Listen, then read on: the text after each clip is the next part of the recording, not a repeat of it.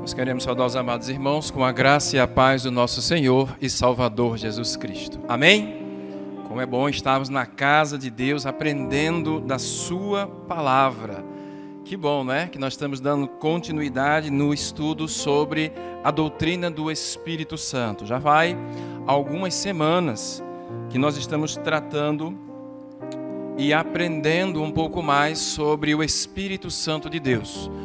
Nós queremos trazer aqui, a título de conselho, que os amados irmãos possam acessar os cultos que nós anteriormente aqui estamos trazendo, já é a 4ª semana, falando sobre o Espírito Santo de Deus, a fim de acompanhar passo a passo essa questão, essa doutrina para o nosso dia, trazer para o nosso dia a dia e para a nossa vida. Porque o Espírito Santo, a título de introdução aqui, o Espírito Santo, ele primeiramente é o que convence o homem do pecado, da justiça e do juízo.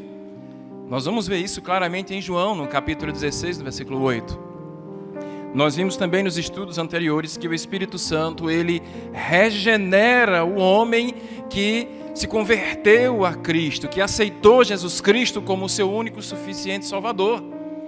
E o Espírito Santo, ele regenera este homem. Regenerar significa gerar de novo. E isso é algo tão tremendo, amados irmãos, que quando Jesus Cristo estava ali no capítulo 3 de João com Nicodemos, então aquele homem perguntou a Jesus: como faço para herdar a vida eterna? E Jesus disse: é necessário que o homem, ele nasça da água e do Espírito. Se você for ver lá em Hebreus, no capítulo 6, você vai ver que é tão forte a questão da regeneração, que lá está escrito que, uma vez que o homem foi regenerado, é impossível ser renovado novamente para o arrependimento, visto que ele já foi iluminado pelo Espírito Santo, ele já foi regenerado pelo Espírito Santo, sendo que, se mais uma vez ele tivesse que nascer de novo, lá em Hebreus capítulo 6, diz que ele estaria crucificando Cristo novamente. E é impossível a gente pregar Cristo novamente na cruz, expor ele à vergonha, como diz o texto. Uma vez regenerados, é para sempre. Não confundamos com oscilação espiritual. Às vezes a gente fraqueja na fé, mas uma vez regenerados pelo Espírito, então ele habita em nós, e aí iremos com ele até a glorificação. E isso é tremendo nas nossas vidas. Vimos isso também, que o Espírito Santo, 1 Coríntios capítulo 3, versículo 16, habita em todo aquele que crê. E aí ele é a garantia, ele sela a nossa salvação, por isso temos paz com Deus. E nesse processo chamado santificação, ele está conosco todos os dias, até a consumação dos séculos. Assim, amados irmãos, hoje nós vamos dar continuidade a partir deste ponto, não é? Porque também o nosso querido pastor Marcelo trouxe na quarta-feira anterior sobre a capacitação do Espírito Santo. O Espírito Santo, ele dá o dom aos homens, mas olha só, para um bom proveito, não para si próprio, não para se vangloriar. Por isso que a uns ele deu a fé, a outros milagre, o dom de curar, o dom de orar, o dom de profetizar. Mas tudo isso para edificação do corpo de Cristo, da igreja. Por isso que Paulo estava ali pegando forte com a igreja de Coríntios, que estava se vangloriando. Mas não é isso que a Bíblia nos ensina. A Bíblia diz que toda honra, toda glória seja dada ao nome de Jesus. Amém?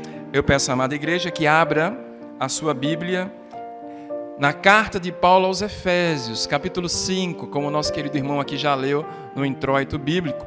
Nós vamos ler entre os versículos 18 a 21. Deixa eu explicar uma coisa aqui para vocês. Nós vamos ter 2 partes aqui sobre o Espírito Santo. Nós vamos entender que o Espírito Santo guia, dirige, preside as nossas vidas. Então a primeira parte está aqui em Efésios capítulo 5, a partir do versículo 18, porque o Espírito Santo, ele enche o crente, o cristão. Precisamos ser cheios do Espírito Santo de Deus. Essa é a primeira parte. A segunda parte, a gente vai estudar sobre a segurança que o Espírito Santo traz para nós. Leremos então um texto, Efésios capítulo 5, a partir do versículo 18. Diz assim as Escrituras Sagradas: e não vos embriagueis com vinho no qual há dissolução, mas enchei-vos do Espírito, falando entre vós com salmos, entoando e louvando de coração ao Senhor com hinos e cânticos espirituais. Versículo 20 diz: dando sempre graças por tudo ao nosso Deus e Pai, em nome do nosso Senhor Jesus Cristo, sujeitando-vos uns aos outros no temor de Cristo. Amém? Vamos falar um pouco sobre a importância de sermos cheios do Espírito Santo de Deus. E aqui vai uma grande pergunta. É possível, como nós já vimos nos estudos anteriores, um crente que foi regenerado, batizado no Espírito, o crente que tem nele habitado o Espírito Santo de Deus, um crente que está em processo de santificação pelo Espírito Santo de Deus, é possível ainda assim esse crente sem ser cheio do Espírito Santo? Sim, é possível. É possível o Espírito Santo habitar em mim, residir em mim, mas não ser o presidente da minha vida. É possível estar dentro da igreja, participando dos cultos, orando, fazendo tudo isso, participando aqui do momento litúrgico, mas ainda assim ser um crente sem ser cheio do Espírito Santo. Por isso que Paulo ele alerta aqui na carta dele aos Efésios, trazendo, não sei se você percebeu no versículo 18, duas perguntas, uma negativa e outra positiva. E há uma distinção aqui. E olha quando ele pergunta aqui no versículo 18, quando ele diz assim: não vos embriagueis com vinho. A primeira pergunta, o primeiro ensinamento. E o segundo ensinamento é: mas enchei-vos do Espírito. E qual a diferença entre os dois? Paulo, ele era uma pessoa que vivia muito em seu tempo, aquilo que ele estava vivenciando. Então a gente tem que se colocar no lugar de Paulo aqui. O vinho naquela época tinha um intuito medicinal, mas muitos usavam e abusavam de beber o vinho. Então o que foi que Paulo percebeu? Paulo percebeu que aquelas pessoas que estavam se embriagando com vinho estavam perdendo o sentido das coisas. E nem é assim que funciona. E nem é assim que acontece. Quando as pessoas bebem muito, o que acontece? Ela perde a noção, perde o sentido, perde o equilíbrio. Elas muitas vezes bebem para esquecer das suas tristezas, se afogam na bebida. Muitas pessoas bebem para poder ter uma alegria momentânea, passageira. Então Paulo, observando isso, ele disse: olha, vocês têm dois caminhos. Ou vocês se embriagam com vinho, ou vocês se enchem do Espírito Santo. Qual é o caminho que você vai tomar? É uma ordem negativa, não vos embriagueis, e uma ordem positiva. Então, quando Paulo ele está observando isso, e a gente vai trazer agora, entendendo que essa embriaguez não é somente pelo vinho, mas é a embriaguez do sistema que esse mundo corrompido oferece a nós todos os dias. Quando nós estamos embriagados pelo sistema do mundo, o que acontece com as nossas vidas? Temos uma aparente felicidade, temos um aparente momentâneo momento de alegria, e muitas vezes, o que é que o sistema do mundo ele faz? Ele corrompe, ele destrói famílias, ele acaba com o casamento. A embriaguez do mundo causa dor, a embriaguez do mundo causa lágrima, a embriaguez do mundo faz você se distanciar de Deus, e muitas vezes nós estamos mais amigos do mundo do que amigo de Deus. E o que é que a Bíblia diz sobre isso? Aquele que se diz amigo do mundo se torna inimigo de Deus. É isso que é ser cheio do Espírito Santo. É negar-se completamente com a embriaguez desse mundo. Mas vejamos aqui então o segundo ponto que Paulo lhe traz. Porque ele vai dizer: olha, existe uma outra situação. Porque se na embriaguez do mundo o homem perde o controle, no enchimento do Espírito Santo ele ganha o controle de si mesmo. Observe que nós vamos ter agora quem escolhe o caminho de ser cheio do Espírito Santo. Aí nós vamos ver o que é ser verdadeiramente ser cheio do Espírito Santo. Porque Paulo vai dizer assim: não vos embriagueis com vinho, no qual há dissolução. Dissolução significa confusão. Mas enchei-vos do Espírito. E aqui a gente precisa quebrar um mito. Infelizmente, denominações entendem que ser cheio do Espírito Santo é ser cheio de si. É ter uma vanglória, é estar no estado espiritual acima dos outros. E por isso ele executa na mente dele, evidenciado pelos dons. Por exemplo, se eu profetizo mais, se eu falo, entre aspas, línguas estranhas, então eu tenho um entendimento de que isso é estar cheio do Espírito Santo. Mas será que é isso mesmo? Será que é isso que a Bíblia nos ensina, o que é ser cheio do Espírito Santo? Então vamos lá no versículo 19, porque tem um primeiro ponto que Paulo vai dizer o que de fato evidencia alguém estar cheio do Espírito Santo. Versículo 19. Um crente que está cheio do Espírito Santo, ele está em comunhão com a igreja e com os irmãos. Versículo 19, olha só. Mas enchei-vos do Espírito, aí versículo 19 diz, falando entre vós, grifa na sua Bíblia, falando entre vós, entoando louvores, salmos, hinos espirituais. Olha só. O crente que está cheio do Espírito Santo, ele participa da vida da igreja, da comunhão com os irmãos. Ele tem o prazer de estar na casa do Senhor. Ele tem o prazer de evidenciar o Espírito dessa forma. Veja, não é trazendo a glória para si mesmo, mas ele tem vontade, ele tem esse prazer de participar da vida da igreja, amados. Ele tem prazer de cantar louvores entre os irmãos, ele sente esse prazer. Não faz por liturgia, não faz por obrigação, não está na igreja entendendo que isso aqui é um clube social, não.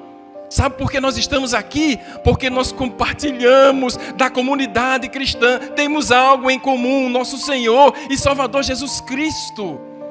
E estamos aqui para isso, para compartilhar algo e ter prazer nisso. Quem está na primeira igreja batista de Hebreu e Lima, acompanha da vida da igreja, vai com a irmã Bia na ação social, vai com o Fabrício, vê o trabalho que ele está fazendo no meio daquela favela, vai ver como é que está funcionando o Projeto Gol, vai ver como está funcionando a vida da igreja, ali com o nosso irmão Giovanni e Ivanise, com os casais. Ele tem prazer de participar da vida da igreja. Isso é ter a unção do Espírito e estar cheio do Espírito. Ele não vem para a igreja para assistir apenas o culto. Ele tem prazer em participar da vida da igreja. Primeiro ponto, para quem está cheio do Espírito Santo. O segundo ponto está no versículo 20, acompanhe comigo. Quem está cheio do Espírito Santo, olha aí o versículo 20, ele está dando sempre graças a Deus. Versículo 20, dando sempre graças por tudo ao nosso Deus e Pai, em nome do nosso Senhor e Salvador Jesus Cristo. Quem está cheio do Espírito Santo não está resmungando da vida, não está causando intrigas, ele não perde tempo reclamando, ele não perde tempo sendo aquela, sabe, parece aquela carroça que puxa para trás. A igreja está avançando, mas ele está sempre puxando para trás. Ele está sempre reclamando de tudo e de todos, reclama do som da igreja, dos louvores, que a pregação não foi para ele, que o louvor ele não gostou. Ele não gosta de absolutamente nada, pastor, nada. Mas quem está cheio do Espírito, que tem o prazer de estar em comunhão e participando da vida da igreja, ele em tudo dá graça, em tudo ele está dando graça. Mas devemos ter cuidado com esse tudo aqui. Nós não podemos dar graça pelo mal moral, não é? Um marido que trai a mulher, a gente vai dar graças a isso? Não. Um filho que entra no mundo das drogas, tem que dar graça a isso? Não. A gente tem que dar graça ao Deus que é provedor, ao Deus que está conosco todos os dias até a consumação do século. É nisso que nós damos graça. Damos graças a Deus, não pelo que Ele faz, mas por quem Ele é. E é isso que evidencia verdadeiramente que eu estou cheio do Espírito Santo de Deus. Terceiro ponto para quem está cheio do Espírito Santo de Deus. Quem está cheio do Espírito Santo de Deus, ele é submisso. Acompanhe comigo no versículo 21. Quando Paulo, na continuidade do ensinamento de encher-se do Espírito, ele vai dizer, sujeitando-vos uns aos outros. Vamos ler juntos? Sujeitando-vos uns aos outros. Em quê? No temor de Cristo. Olha aí, a sujeição. E muitas vezes, amado, esse é o ponto que mais pega num cristão. É o ponto que mais pega. Porque você está ali com a sua vaidade, você está pensando que está cheio do Espírito, mas você não tem uma vírgula de submissão. E aí você não respeita a liderança, você não respeita o pastor, você não respeita o irmão que está do seu lado, você não quer ser submisso. Paulo, quando escreve aos Filipenses, ele vai dizer, olha, tem o mesmo exemplo que teve Cristo Jesus, que mesmo sendo Deus, humilhou-se a si mesmo. E o próprio Cristo nos ensina isso, não é? Aquele que humilha será exaltado, e o que se exalta será humilhado. Cristo disse, aprendei de mim, que sou manso e humilde de coração. Quer saber se nós temos evidência de estar cheio do Espírito Santo? É quando a gente vê um crente que é submisso. E essa submissão é um resultado, uma consequência da submissão primeiramente a Deus. Se você acompanhar o texto, depois que Paulo faz toda essa introdução, ele vai dizer, esposa, seja submissa ao marido, filhos, seja submissa aos pais, escravos, naquela época, sejam submissos aos seus senhores. Mas sempre ele diz, no Senhor. Logo, a minha submissão é um resultado e uma consequência, primeiramente, da minha submissão a Deus. E muitas vezes, amados, a gente não tem esse espírito de submissão. Então, se eu sou um crente cheio do Espírito Santo, eu preciso entender isso.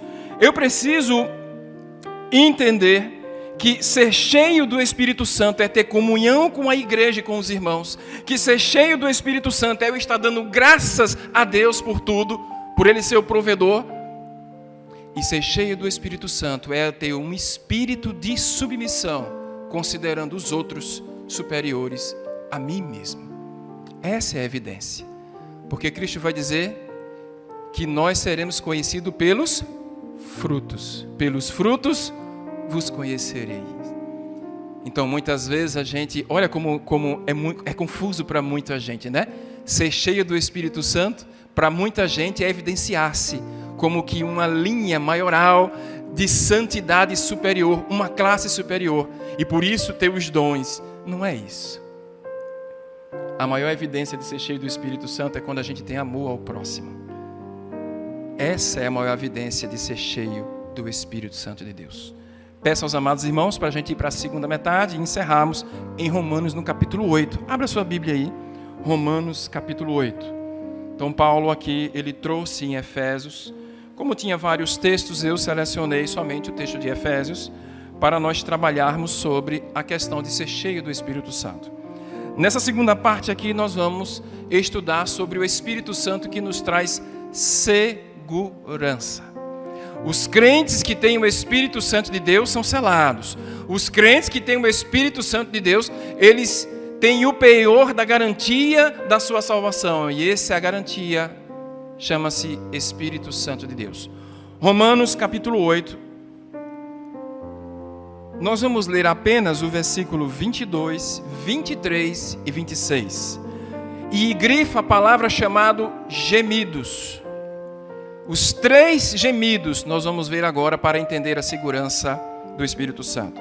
Romanos 8, 22 diz: porque sabemos que toda a criação a um só tempo geme, grifa na sua Bíblia, e suporta angústias até agora. Versículo 23 diz: e não somente ela, ou seja, a criação, mas também nós, os cristãos, que temos as primícias do Espírito, igualmente gememos em nosso íntimo, aguardando a adoção de filhos e a redenção dos nossos corpos. Vai para o versículo 26 que diz: também o Espírito semelhantemente nos assiste em nossa fraqueza, porque não sabemos orar como convém, mas o mesmo Espírito intercede por nós sobremaneira com gemidos, anota aí, circula, com gemidos inexprimíveis. Volta então para Romanos 8, 22. A segurança do crente está no Espírito Santo de Deus. E nós vimos aqui no texto de Romanos capítulo 8, 3 gemidos. No versículo 22, o primeiro gemido é que a criação está gemendo. Você percebeu no versículo 22? quando ele diz que toda a criação num só tempo geme, Paulo está expressando aqui como se fosse a dor de um parto.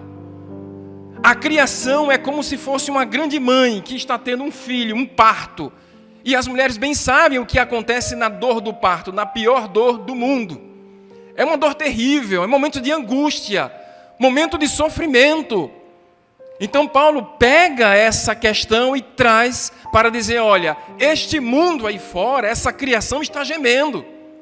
E quando a gente traz para os dias de hoje, amado, a gente não vê isso. A gente não vê um mundo que está gemendo, sem esperanças, passando por dificuldades, por angústias, por problemas. E o povo está sofrendo, está gemendo. O mundo está gemendo. E não é só por um vírus chamado Covid, não. É por um vírus muito pior, chamado pecado.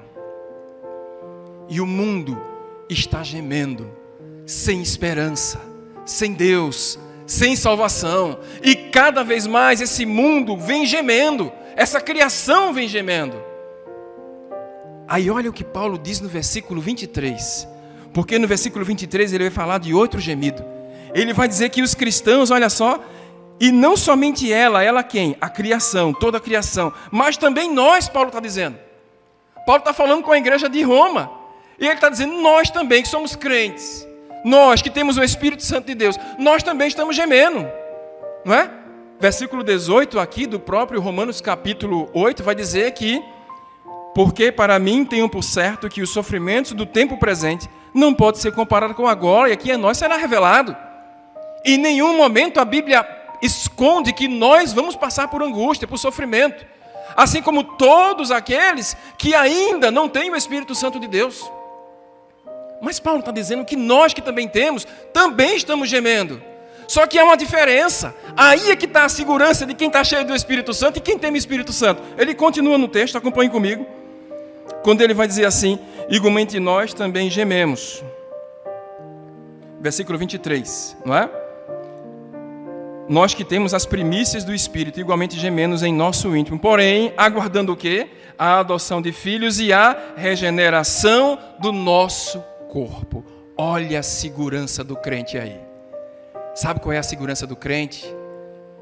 A segurança do crente é saber que mesmo passando pelas dificuldades, tribulações, mesmo passando pelas angústias, mesmo gemendo como todos os outros que ainda não têm o Espírito, mesmo isso, o crente passa alegre, porque a alegria dele não depende de circunstância, é incircunstancial. O crente passa porque ele sabe que terá um corpo glorificado, semelhante ao de Cristo. Amém, igreja? Como não se animar com isso? Mas muitas vezes o cristão não está alegre porque cada vez mais ele finca as garras dele aqui na terra. Ele finca as esperanças deles aqui na terra. A nossa esperança é Cristo, porque a vida é Cristo, a esperança em Cristo, é nele que nós temos que mirar. É nele que nós temos que marcar o nosso alvo, amados. Então a nossa segurança, o Espírito Santo de Deus, ele nos dá essa segurança. Quando ele nos sela, ele é a garantia, o penhor daquilo que há de vir. Por isso que Paulo disse aqui no versículo 18, que tudo que a gente enfrenta aqui, não há de se comparar com a glória que há revelada em nós. Não há. Pedro também vai dizer isso, né, na primeira carta dele, que a gente tem que viver uma viva esperança. E que viva esperança é essa? Ele continua dizendo, é algo que está guardado pelo poder de Deus e que mediante a fé nós iremos alcançar. É por isso que Cristo venceu a morte, e se Ele venceu a morte, nós também venceremos. É por isso que Cristo está às alturas, à destra de Deus Pai, e nós, quando entrarmos no céu, também ficaremos com Ele eternamente em gozo e glória. Essa é a segurança de quem está cheio do Espírito. Essa é a segurança do Espírito dentro daquele que crê. Mas, amados, enquanto a gente colocar as nossas esperanças nas coisas do mundo, você nunca vai alcançar o que está sendo dito aqui e agora, através das Escrituras. Nós vivemos no mundo, não estamos afastados do mundo. Não podemos trabalhar aqui e pregar hipocrisia. É bem verdade que a gente mata um leão por dia, a gente vive neste mundo, mas a nossa esperança não está nesse mundo. A nossa esperança está no céu. Foi de lá que veio o nosso Salvador. É para lá que nós iremos. Filipenses 3:20, Paulo vai dizer: a minha pátria está no céu. Pedro vai dizer que o nosso tesouro está no céu. Então, por que nós ainda temos esperança aqui nesse mundo, imaginando que tudo que vai melhorar na nossa vida provém deste mundo? Amados, se a nossa esperança está nesse mundo, se a nossa esperança em Cristo, como diz Paulo, está apenas para esse mundo, somos os mais miseráveis de todos os homens. Tem algo muito melhor, que Paulo diz que é incomparavelmente maior. Por fim, o último versículo é o versículo 26. Se toda a criação geme, se os cristãos gemem, o Espírito Santo também. Acompanhe o versículo 26. Também o Espírito semelhante mesmo nos assiste em nossa fraqueza. Dá um ponto aqui. Dá um ponto. Sabe o que esse texto está querendo dizer? Esse texto ele está querendo dizer que o Espírito Santo, ele nos assiste na nossa fraqueza. Significa dizer que ele nos assiste na nossa condição humana, a condição pecadora, a condição de estarmos nesse corpo que é corruptível, a condição de sermos inclinados a pecar, a condição de que por nós mesmos nós nunca atingiríamos o céu, a condição que se fosse por nós, nós nunca conseguiríamos a salvação, porque a salvação é pela graça, não é através das obras. E o Espírito Santo nos assiste, e Ele vê a nossa fraqueza. Então, quando Ele vê essa nossa fraqueza, olha o que Ele faz. Continuado do versículo 26, Ele intercede por nós, sobremaneira, está no superlativo, sobremaneira, com gemidos inexprimíveis. Esse é o Espírito Santo, o que está nos acompanhando nessa vida, nesse processo chamado santificação, que quando a gente falha, quando a gente peca e quando a gente erra, Ele intercede por nós com gemidos inexprimíveis. Portanto, amados, diante dessa palavra, quando o apóstolo Paulo, tanto na carta dele aos Efésios, como aqui em Romanos, ele dizia: olha, é importante estarmos cheios do Espírito. E para estar cheio do Espírito, nós vamos evidenciar através dos nossos frutos. E ele também vai trazer aqui na sua segunda palavra em Romanos: mesmo durante o nosso período de processo de santificação, onde passamos por angústias, mesmo assim, Ele assiste a todos nós e Ele está gemendo, orando com gemidos inexprimíveis. É o amor de Deus por nós, amado. Esse amor que não cessa. Esse amor que é ágape. Mesmo sabendo que nós somos falhos, fracos, pecadores. Mesmo sabendo que nós não queremos pecar, odiamos pecar. Mas quando acontece isso, nós olhamos então para o autor e consumador da fé. Então a Bíblia diz lá em 1ª carta de João: filhinhos, se vocês pecarem, vocês têm um advogado justo e fiel. O nome dele é Jesus. E quando isso acontece, sabe o que Deus ele faz? Ele nos perdoa. Mas não só por mim, não. Ele, antes de nos perdoar, Ele olha para o Filho dele na cruz. E Ele nos perdoa através do sacrifício do Filho dele na cruz do Calvário. Que Deus nos abençoe com a sua palavra.